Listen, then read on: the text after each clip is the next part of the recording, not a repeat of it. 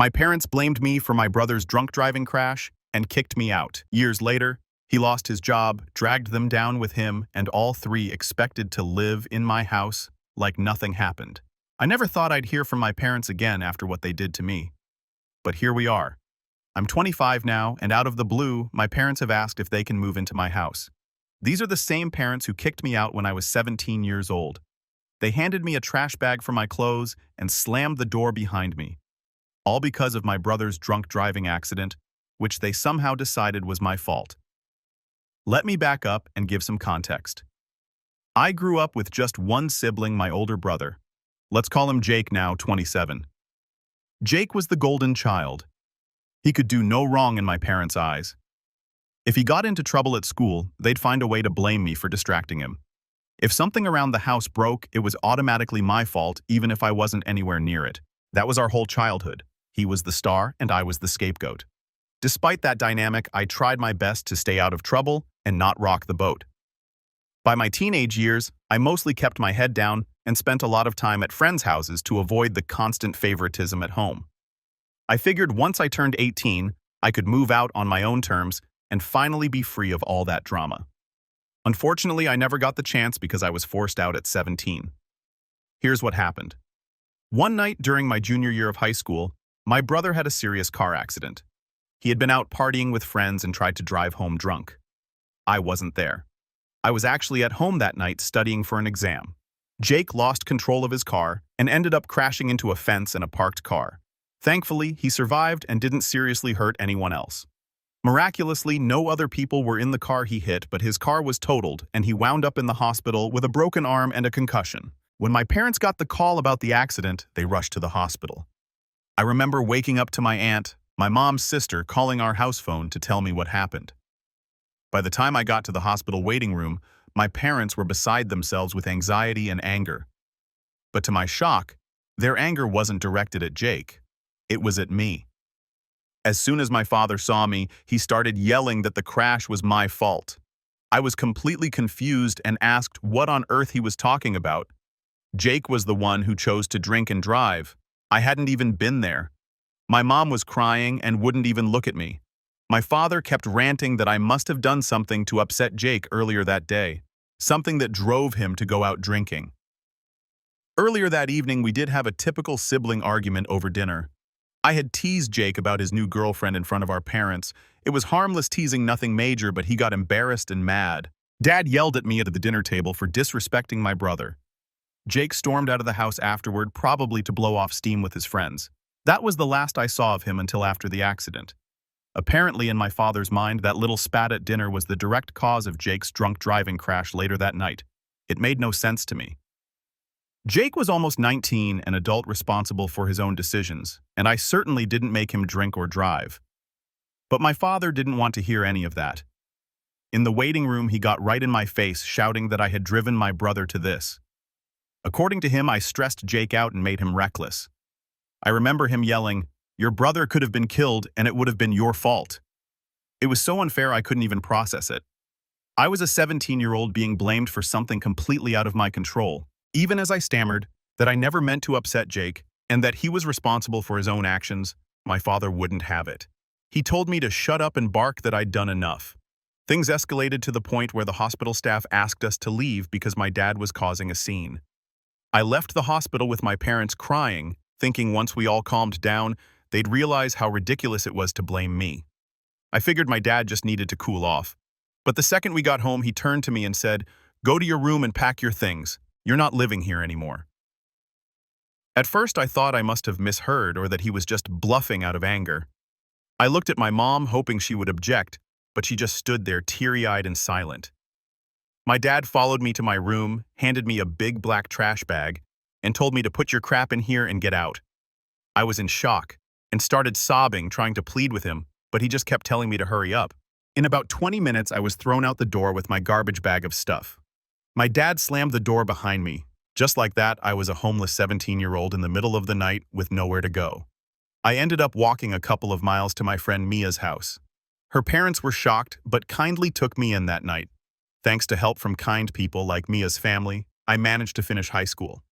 I worked part-time and eventually put myself through community college. It was extremely hard, but I survived. My parents never once checked to see if I was okay during those years. It was like I ceased to exist for them as soon as that door shut.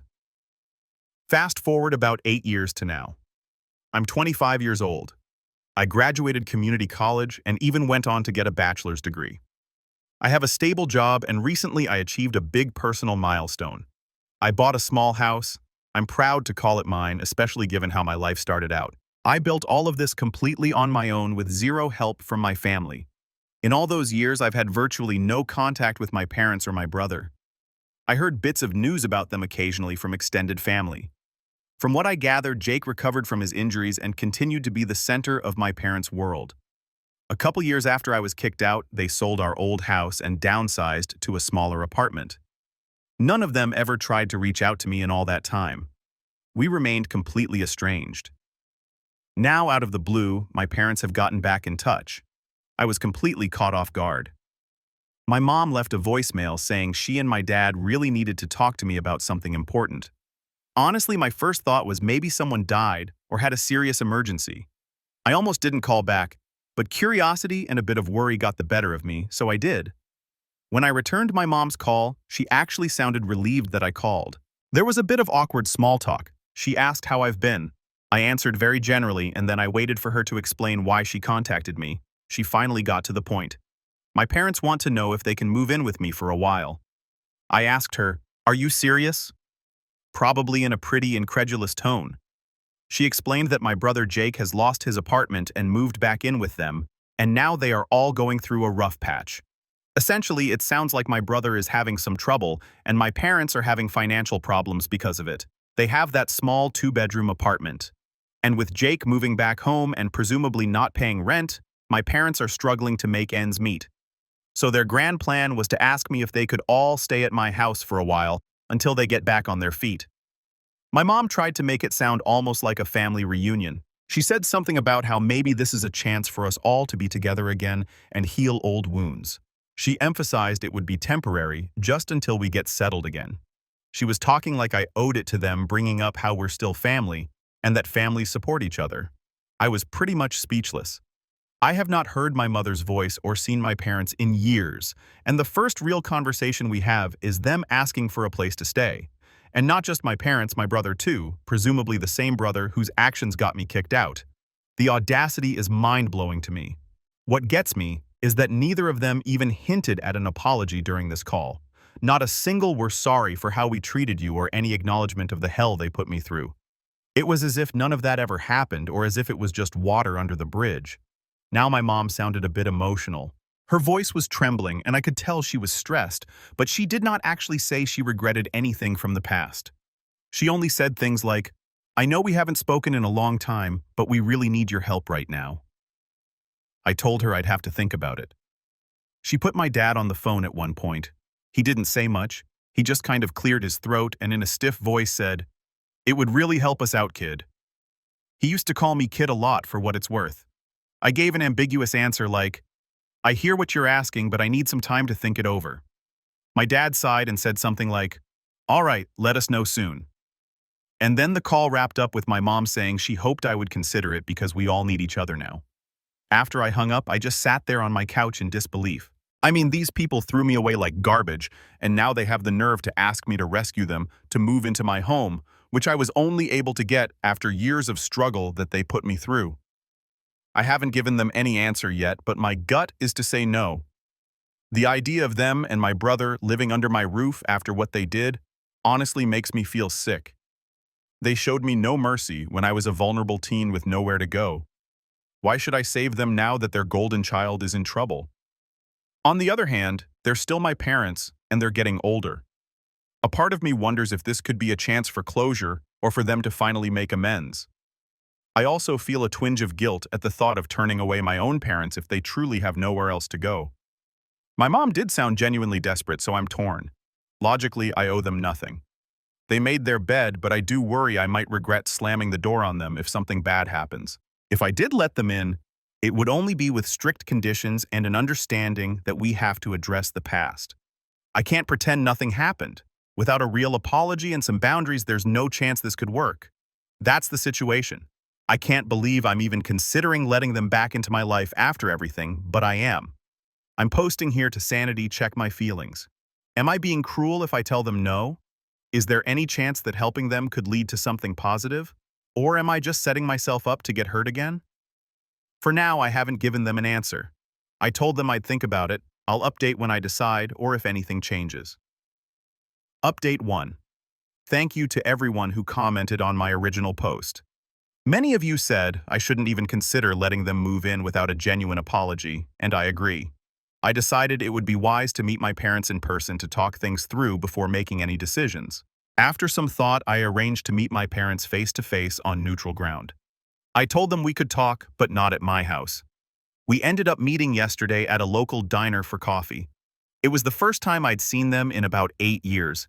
It felt really weird walking into that diner and seeing my parents sitting there.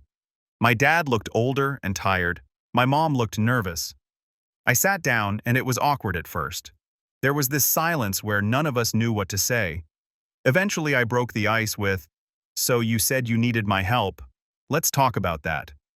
They explained that my dad was laid off about a year ago and hasn't been able to find work since. My mom works part-time, but it's not enough. A few months ago, my brother Jake lost his job too, and with no income, he lost his apartment, so he moved back in with my parents. With Jake back home and no income from him, they're stretched to the breaking point on their bills. They rent a small 2-bedroom apartment, and my dad said their lease is coming up and they can't afford to renew. In short, they're on the verge of not being able to keep a roof over their heads. I listened as they laid all this out. They kept emphasizing that they had no other choice and that it would be temporary. It was also clear my brother would be coming with them if I agreed. After they finished explaining, I realized neither of them had said a word about the past. So I finally asked as calmly as I could whether they felt any regret for how they treated me back then. I told them they hadn't even mentioned it. My mom started tearing up and said, "Of course we do. We made mistakes. We were under a lot of stress at the time." It was a pretty vague answer, not much of an apology. So I pressed further, asking if they understood how terrible it was to abandon me at 17 and whether they ever intended to apologize for it. My mom began to cry and said softly, "We're sorry. We do regret it." My dad muttered, "Yeah, we shouldn't have handled it that way without meeting my eyes." It still felt half-hearted to me, like they were only apologizing because I forced it and trying to downplay it as just handling things poorly. I told them that wasn't enough. I said I still didn't understand why they did what they did to me, why I was the one they took it out on. My dad finally looked up and said, "We thought it was best at the time. We weren't thinking straight. Jake was in a bad way, and we were afraid and angry. We made a bad decision. I'm sorry." I acknowledged his apology but told them I still didn't understand their thought process. My mom jumped in and said, "It's hard to explain. It was a terrible time for us." Still speaking in generalities. At this point, I was getting frustrated. It seemed like they either wouldn't or couldn't give a real explanation beyond stress. I told them that from my perspective, they chose Jake over me completely and threw me away. My dad sighed, "We can't change the past. We regret it. What else do you want us to say?" He sounded slightly defensive. I said, "You have to understand it's not that easy for me to forgive and forget. You basically cut me out of the family and now you want me to save you. That's a big ask." They said they understood it was asking a lot. My mom said I had every right to be upset and thanked me for even agreeing to see them. She even added that she was proud of me for how well I've done, which is the first time I've ever heard her say that. I did ask why they never tried to contact me in all those years until now. My mom said she wanted to but didn't know how to make things right and was afraid I wouldn't want to hear from them. My dad stayed silent. I spent some time calmly telling them how terrifying and painful that experience was for me, and how hard I had to struggle after they kicked me out. I wasn't accusing them with angry words. My mom cried quietly through some of it, and my dad just listened with a pained look on his face. By the end of it, I was emotionally drained. They had said sorry a few times, but it still didn't feel fully genuine to me. More like they wanted to gloss over it and move on to asking for my help. Eventually, we got back to the present issue. My dad asked, "So what now?" I told them plainly that I was not agreeing to anything yet. I said I needed time to think it over and that their lack of a convincing apology made it even harder for me to consider helping. I also warned that if I did agree to let them stay, it would have to be strictly temporary, and they'd have to respect my rules in my house. They both readily agreed to that. After a couple of hours, we wrapped up. My mom gave me an awkward hug goodbye, which I let happen, and my dad patted my shoulder.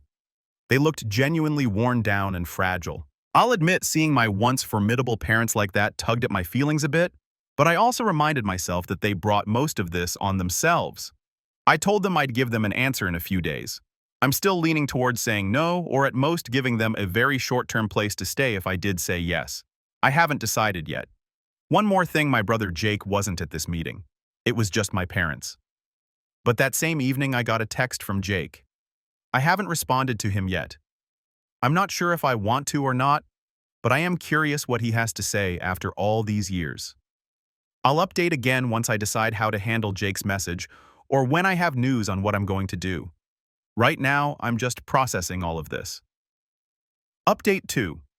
Alright, so I decided to respond to my brother Jake's text. I was very on the fence about even engaging with him, but curiosity and maybe a bit of hope that he'd finally say something meaningful got the better of me. I texted back, "Sure, what do you want to talk about?"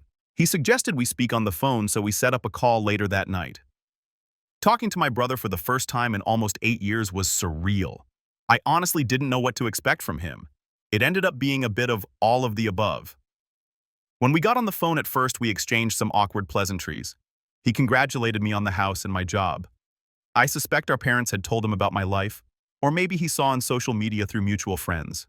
I thanked him and then waited. Eventually, Jake sighed and said something like, "Look, I know this situation is really messed up.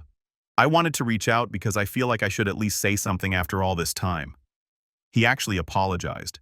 He said, "I'm sorry for everything that happened back then. I never wanted you to get hurt or kicked out.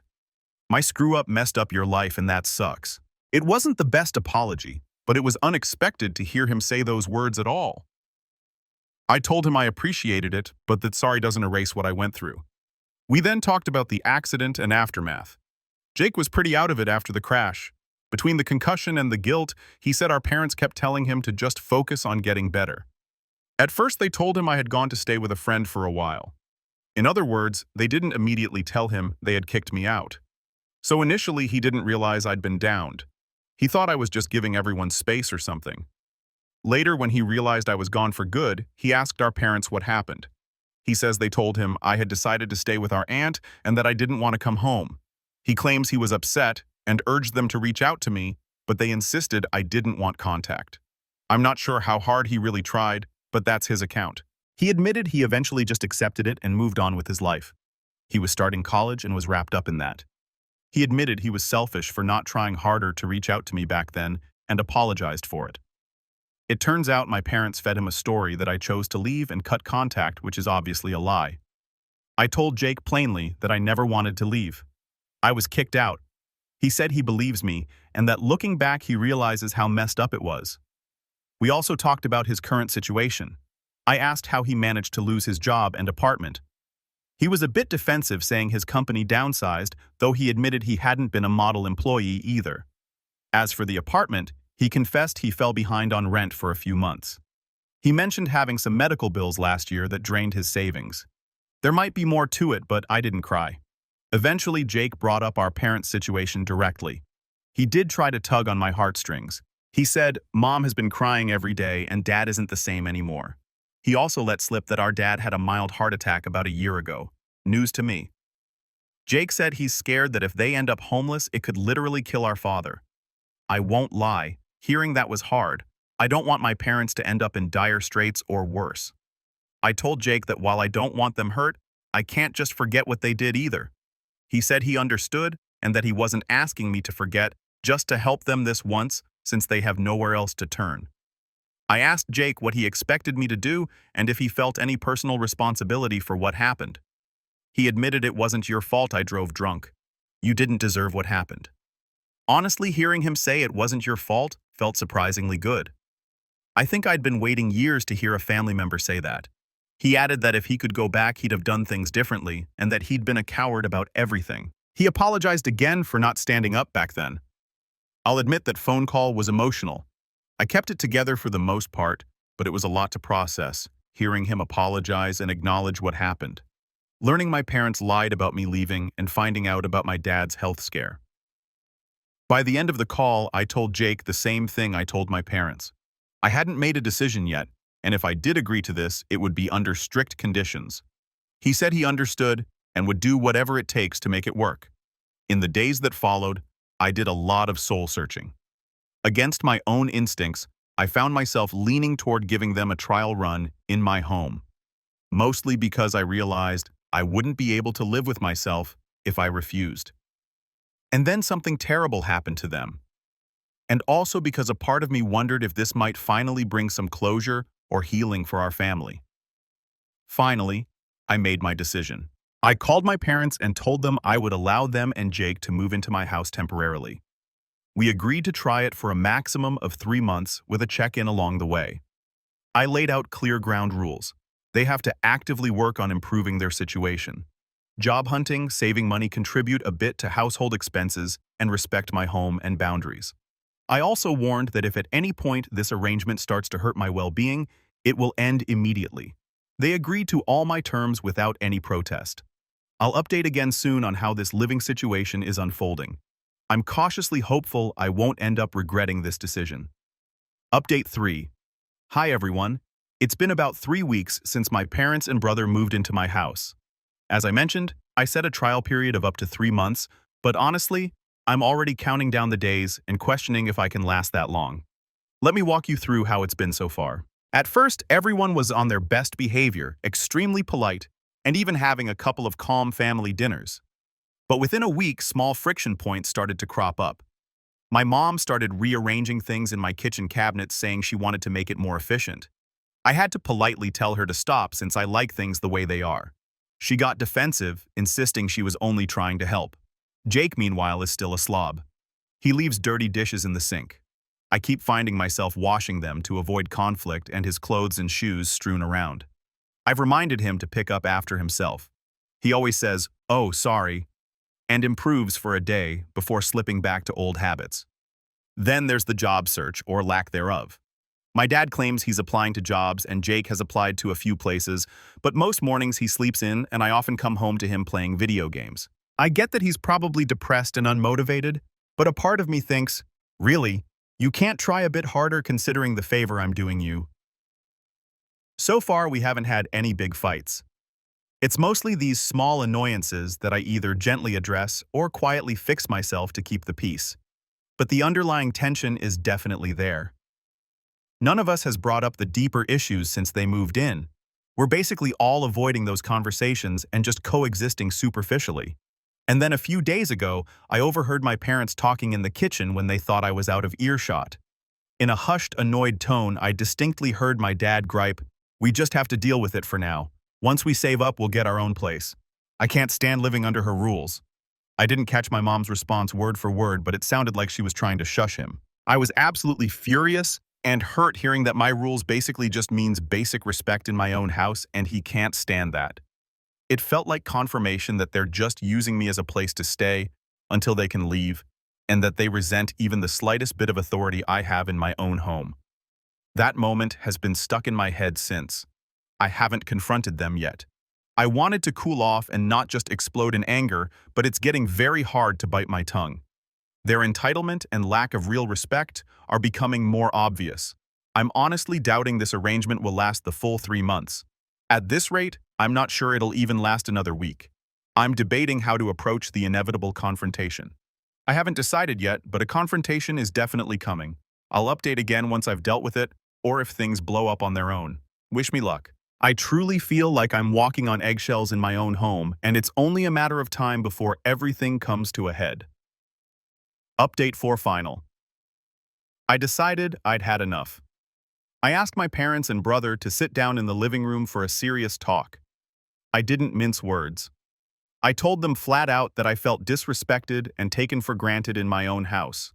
I gave examples, the messes I was cleaning up, the boundary pushing, like my mom rearranging my kitchen, and the lack of initiative with job hunting. I said I'd let them into my home in good faith, but it seemed like they didn't truly appreciate it. My parents looked ashamed. My mom apologized for overstepping with the kitchen stuff. My dad said, "We don't mean to disrespect you. We are grateful." Really? I then mentioned what I'd overheard. I told them I heard my dad complaining about having to live under my rules and saying he can't stand it. My dad's face went red, clearly caught off guard. My mom put her hand over her face. My dad tried to backpedal, saying he was just venting and that it's been hard for him to feel dependent on his child. I told him I could understand that to a point, but it didn't excuse him bad-mouthing me in my own home when I was doing them a huge favor. I was emotional as I told them how hurt and furious I was to hear that. I reminded them that after everything they did to me, I owed them nothing. Yet I still opened my home to them, and all I asked was basic respect.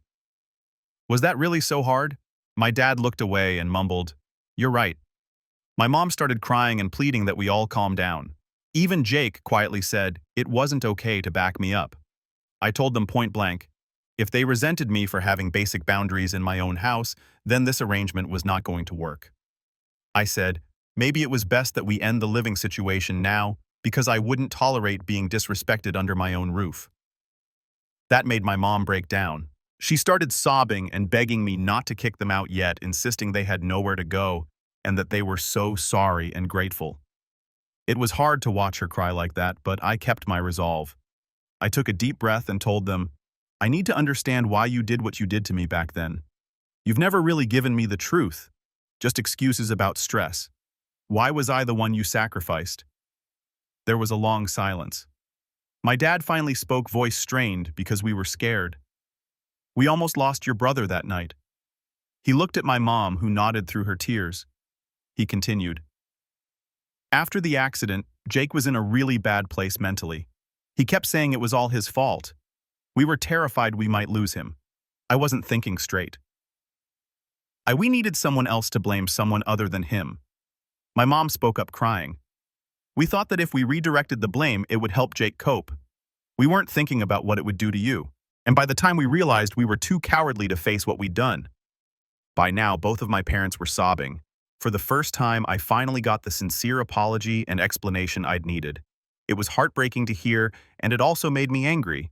I quietly told them I appreciated their honesty, but that what they did broke me. I was just a kid, and they threw me away, and that trauma didn't disappear just because I now understood their reasoning. We sat in silence for a few moments after that. After a deep breath, I gently but firmly told them I still felt it was best that we not continue living together. It was just too hard for me, and I needed some space after all of this. I clarified that I wouldn't kick them out immediately, but that they needed to start making other arrangements. They both nodded and said they understood. We agreed they would start looking immediately for somewhere else to stay. I even offered to help them find a short-term rental or lend a little money if needed, but my dad shook his head and said I had done enough. Over the next week, they packed up their things. I even helped my mom find a short-term rental they could afford. The day they moved out was tough and emotional. My mom gave me a long hug, sobbing out an apology and thanks for giving them a chance. My dad awkwardly shook my hand and then hugged me and just said, I'm sorry. Take care of yourself. Even Jake gave me a hug and quietly apologized again, promising to keep in touch. And then they were gone. It's been a few days since they moved out, and I've been processing all of it. Thank you to everyone who read and offered support. Your advice gave me the courage to seek the truth and stand firm. This will be my last update. Now I'm focusing on healing and moving forward with my life.